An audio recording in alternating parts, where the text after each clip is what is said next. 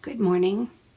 This is video number 2 of 31 videos that I am doing for the DataDrivenFasting 30-day challenge. Yesterday's day 1 video was an onboarding video just to bring people up to speed about getting a glucose meter and showing them the details on that. And that video will be linked in the description box of this video. This 30-day data-driven fasting challenge can be done with whatever dietary preference you have. Any diet at all will work with this. Please don't let the word fasting scare you off. The point is not to do a lot of fasting. As a matter of fact, ideally you would eat 2 or 3 meals a day. Since it's the start of a new day, the first thing I'm going to do is take my morning fasting glucose and see what that tells me. Our glucose value is a great insight into our metabolic health. I have a Rely On glucose meter here and the associated glucose testing strips that go along with it. So Rely On Premier that came from Walmart, and I'll start by testing with that. So I'm going to pull a test strip out of the bottle here, and I'm going to insert the test strip into the bottom of the meter, and I want to see this flashing drop of blood before I stick it into a drop of blood. I'm using the lancing device, pull it back and cock it, and stick it on the end, kind of the side of my finger, and snap it there. And I draw up a little bead of blood. So I got my bead of blood. The dropper's still flashing, and I'm going to stick that into the bead of blood here and watch it count down with you. 89. Okay. Now I like to confirm, so I'll do that. Confirming just means that I usually use 2 or 3 test strips to make sure that my numbers are within 3 digits of each other. So I've done that, and now I'm going to test with another meter so you can see that. And I may get a completely different number than the 89 that the Rely On Premier gave me. So don't be surprised about that. But here we go. I'm going to test with this contour one that I showed on yesterday's video. Okay, so here's the contour one and the associated test strips. Remember, every meter has its own test strips. So I'm going to pull a test strip out of here, out of the container. And all the test strips have some kind of marking on them so you know which end to put in, but quickly you'll get comfortable with your own meter. I'm going to slide it into the end of the meter, and it will turn on and have a display on it. And this one has this kind of flashing there. That's right side up. Flashing drop of blood there. So that's important. You have to see the flashing drop of blood. And since there's time in between the tests, I will stick my finger again, which doesn't bother me. Okay, drop a bead of blood. Beautiful little bead of blood. And again, the end of the test strip goes into the drop of blood. We're not trying to scoop it up. We're just dipping it into the blood. And it is counting down. I'll share this number with you. Okay, 87. So that's pretty close to what I got with the 89 on the Rely On. And I will confirm this number by using 2 or 3 test strips in just a second. So from the 2 meters, I have an 89 and an 87. Now I'm going to test with my Dario meter. That is, well, this is my whole meter kit right here. The test strips are on this end. The lancing device is here. I pull back on the cocking part to be able to get the finger stick. And the meter itself is underneath this latch. So I pull the latch and the meter pops up, and that's the actual meter, a little Lego-like piece. This Lego-like piece goes into the bottom of my phone, and there's an app on my phone, the Dario icon app. So I'm going to push the meter in to the bottom of the phone, and then I'll touch on the Dario icon app, and it will open up a screen, and it tells me to insert a new test strip. So I'm going to set that down here on the bed for a second. And I got my Dario test strip. Every meter has its own test strip, and the cost of using a meter over time is in the test strips. So I will insert the test strip into the bottom of the meter, and now the screen tells me place a drop of blood. So one more lancing. I'm going to pull back on the cocking device and stick the side of my finger over the place where a little needle will kind of pop up. And I'm going to use the little button here. Snap. Draw a bead of blood. So I've got my bead of blood. And now, same deal. I'm going to stick the end of the test strip into the drop of blood. And on the Dario, it has a circle. It goes around. And it's now going to tell me what my morning fasting glucose is. This one is reading 79. I'm going to take 2 more numbers to make sure I have a range of no more than 3 digits. And so I'm putting another test strip in the bottom here. I'm going to smooth away this blood and draw the bead up again, because if the blood kind of flattens out on your finger, it may not work for reading. So you just want to be able to stick the pipette end of the test strip into the drop of blood. Okay, it's going around again, reading the number. And this reads 82. Okay, so I still have a spread on my numbers from 79 to 82. And I need to pull up a new drop of blood. Thankfully, I didn't have to stick myself again, but I could do that. I'm used to it. Okay, let's stick the test strip in. I wait for it to tell me place a drop of blood here. This is not a flashing thing like the other 2 meters. Stick it in. And it's going around. The circle's going around here. 85. Okay, so from my Dario, I'm touching the logbook down here to read all 3 numbers off to myself. 85, 82, 79. I'm going to go with the 85 since that was close to the other 2 meters that were 80, 89 and 87, I think. Okay, let's get myself organized here. Meters have a variance of between 15 and 20%. What's important is to pick a meter and stick with it. Each meter will have its own kind of characteristic behavior. So from here on in, since I've shown you the 3 meters, the Rely On, the Contour, and the Dario, I'm going to be sticking with my Dario instead of testing all 3 meters every single time I test. So I'll be using my phone, my Dario, from now on. I hope that I've given you a good example of what it looks like to test with the meters, because I did it in video number 1, and I've done it here this morning with all 3 meters.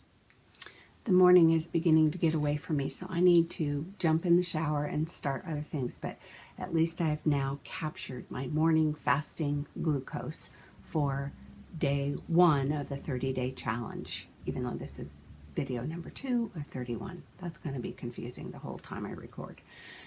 Anyway, off to get cleaned up, dressed, showered, dressed, and ready for the day. Okay, showered and dressed and ready to take on the day.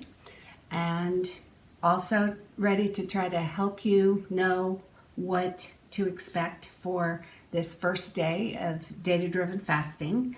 And I said that it's not about fasting as much as it is about paying attention to your data.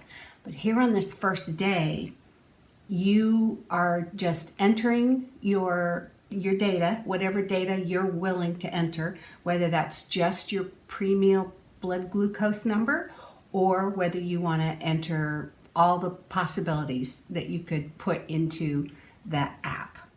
One of the things I wanted to add, I remembered after I had done all the testing, I don't know if I mentioned it before, but it's allowable for a blood glucose meter to have a variance plus or minus 20%.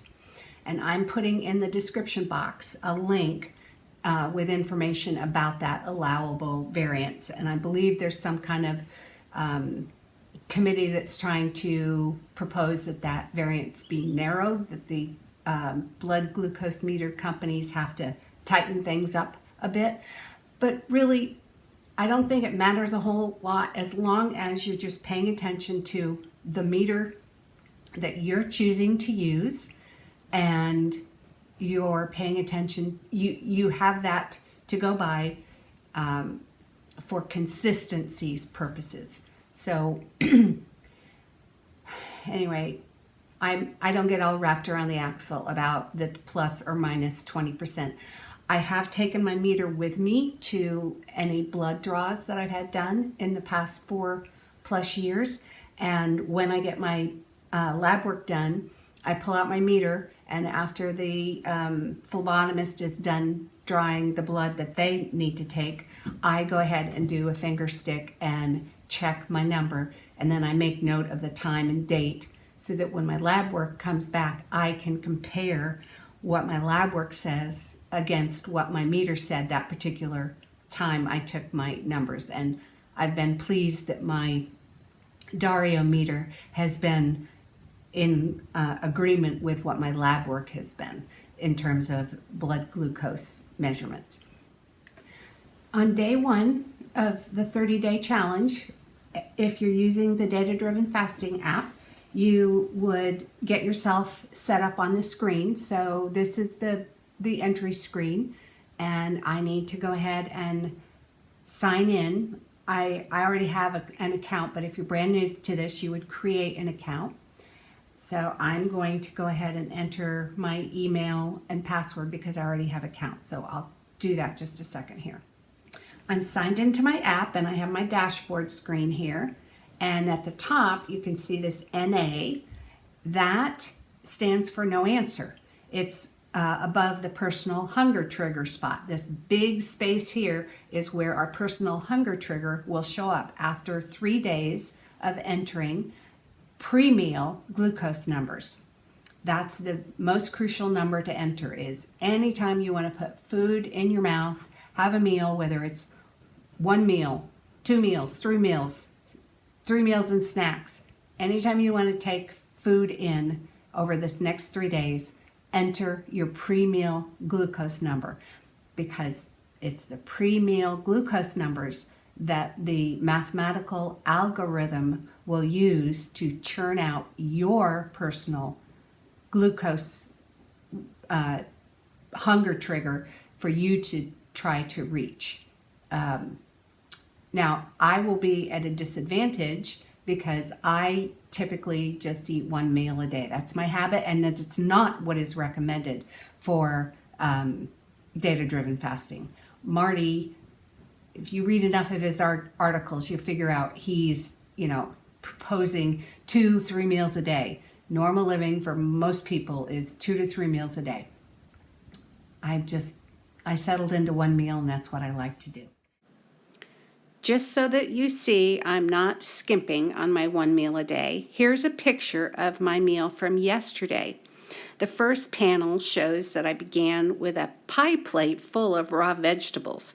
There's a whole yellow pepper there, and a whole red pepper, and almost a whole head of what I like to call Fibonacci broccoli, Romanesco. Then the middle panel is my main entree. I had some sauteed portobello mushrooms, and I had 4 very large eggs with soft cooked yolks so that I could get in the benefit of the soft yolk. And then I finished off with a protein-sparing modified fast recipe, snickerdoodle pudding from Maria Emmerich. I will put the recipe link to Maria's recipe in the description box of this video. Okay, so I am going to track my morning fasting glucose. That's the other number that I always track, and that lets me know where I'm kind of at in overall metabolic health. So I'm going to touch the track tab and hit glucose on here, and then I can choose whether to enter before meal, waking, or after meal. I almost never track an after meal number, but that's up to you. I'm going to hit waking because I took my glucose this morning, and I want to record that. And then I'm going to set the day and time. It's on the correct day, the 22nd today for me. The challenge starts on Saturday for everybody, but I'm going to try to be a little ahead of you all so that I can help somebody use this in advance if they want to prepare for the challenge. So then there's a little clock icon at the bottom of the calendar, and I'm going to set the time this morning that waking was. And then my waking glucose, I'm saying, was 85. And my setting is in milligrams per deciliter. Based upon the information you've put where you are in the world, you might be entering it in milligrams per deciliter, or you might have set the app for all of your values to go in millimoles per liter. Okay, and then I'm not going to click any of the optional information at the bottom of the screen. I could say I didn't sleep well last night. I could put that in, but I'm not going to do that. I'm not under high stress. This isn't after exercise, blah, blah, blah. So now I just need to make sure that I hit the little record button at the bottom of the screen. Record. And so now what I get after I hit that record is I get a little message at the top of the screen. You can't see it, so I'll read it to you. 3 more days of recording until you get your trigger. And so I'll hit close. I've acknowledged the message. Okay. On day 1 of the Data-Driven Fasting Challenge, that happens on a Saturday if you're here in the States, and if you're in Marty's part of the world in Australia, he's already in Sunday on day 1. So we will have a Zoom class or a Zoom meeting for question and answer on day 1. And every Saturday during this 30-day challenge, there will be a live Zoom class that people that are participating in the for-pay class, the $37 class, you can log in, and then Marty does an overview on day 1 saying here's what to expect. Here's what the coming week will look like, and he'll have a deck of slides to go through, and we can ask questions in the chat box, and he will answer all the questions that we have. And the Zoom lasts no more than an hour. He's very respectful of everyone's time. For those who can't make the Zoom meeting, no problem. It will be recorded and available for you to watch after the fact. Now, obviously you don't get to ask your question because you aren't going to be in the live, but most likely somebody's going to ask a question that's on your mind. And so you can hear the question and answer flow. You can see the slides that Marty shares, and the lives are very helpful. So I encourage you, if you can attend the live, to do so on day 1 of the Data-Driven Fasting Challenge. The other important thing to know about these early days of the challenge, when we are putting in these pre-meal numbers for the app to use, for the algorithm to use to give us our very own personalized glucose value to shoot for, is we're not supposed to change our diet in any way. We're not supposed to try to be good. We're supposed to just be ourselves this first few days and give this process a chance to really work. I have a note to share that says other people that have gone through this process, they've commented that in previous challenges that they wished that they had followed the process rather than trying to rush it by trying to improve their diet in the first 3 days of this process called baselining. These first few days of entering pre-meal numbers is baselining. We're getting a baseline of what our personal glucose values are pre-meal. So just eat the way you would normally eat, and it's part of the education process about understanding your glucose and where you're at. So sticking with my normal habit is to eat 1 meal a day.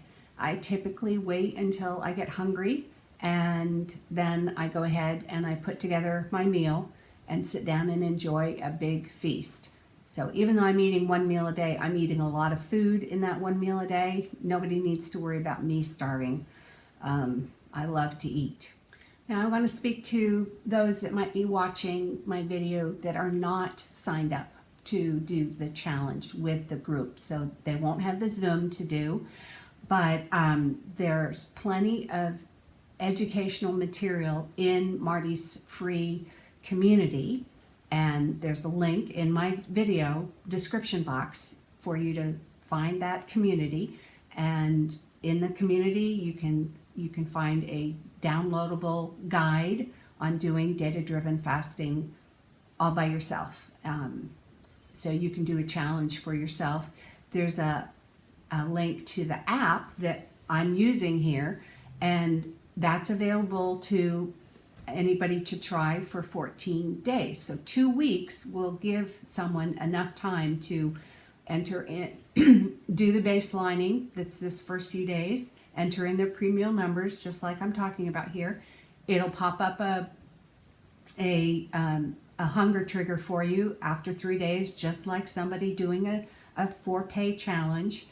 And then, by that time the 14-day trial is up, you'll have experienced a lot of what people are experiencing in a 30-day 4-pay challenge. So this isn't excluding anybody. You can still learn without having, if you don't have the budget to do the $37 class for this 30 days, you still can learn a lot by using the app, by downloading the Data-Driven Fasting Manual and reading that. There's all kinds of frequently asked questions in there. So this is a very generous thing that Marty has done, making all this content available for free.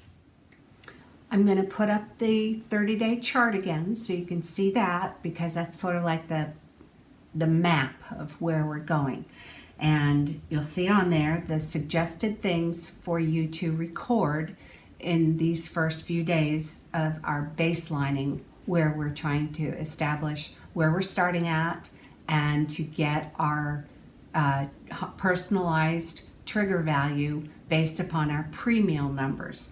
So the chart will show you that it's suggested that you put in your waking glucose, your pre-meal glucose numbers, your after-meal glucose numbers, your weight, body fat percentage, and your waist. Now, probably you have a scale at home that you could take your weight, but if it doesn't do body fat and it's important for you to record all the possible things you could record, then I'll put up an image of the Renfro bathroom scale that costs $20, and that will give you all that data, your body fat and stuff. And Marty's got a good article about what these biometric bathroom scales are telling you and how you can interpret the numbers off the scale. So the Renfro scale will be on the screen for you to see, and I'll have a link in my description box of the video for the $20 version. That's what I've been using. I even bought one for me to have here in our daughter's home so I could use it while I'm here, and I have one in Vermont too for when I go stay there with my dad. Okay, so the scale. Oh, it's also suggested that you take your waist measurement with just a standard tape measure. I've never done that. I don't care. This is an image of Marty's article that will be linked in the description box. He explains what all of the recordings on the bioimpedance bathroom scale mean. He provides a lot of great teaching in the community, and I really appreciate that about being part of the data-driven fasting crowd. And like I said, I don't take my post-meal glucose value typically. What I really care about is my pre-meal glucose number, my waking glucose number, and my weight. So those are typically the data points that I enter in the app during the challenges. I think you have the information you need now for day one, regardless of whether you're in the for pay class or whether you're just doing this on your own with the free materials that are available in the community. My video description box is loaded with links for either type of situation, and I hope this has been helpful content to you. As my day progresses, when I get hungry, I'm going to go ahead and take my glucose and enter it into the app, and I will wait for 3 days for the app to give me my new personal hunger trigger.